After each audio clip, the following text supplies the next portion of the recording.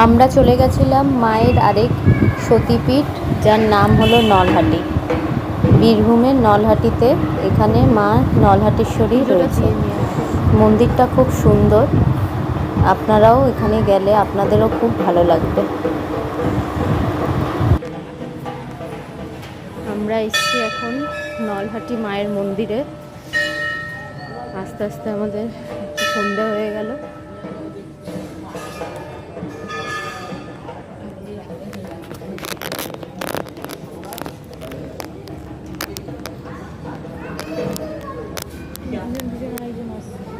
आगे आसिए हो दावटे यदि आगे जा पूरा तुम्हारे 2-3 घंटे पड़ आसो कल आगे स्कूल तो आया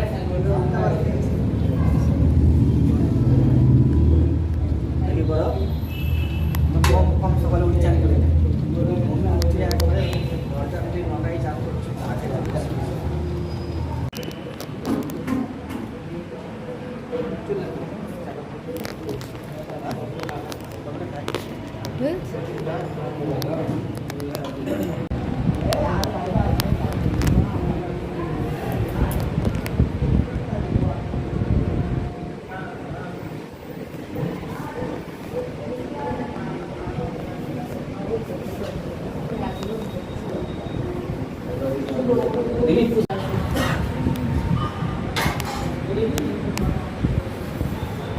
মায়ের মন্দিরের ঠিক পাশেই একটা গণেশজির মন্দির রয়েছে, সেখানে গণেশজির পুজো করা হয়।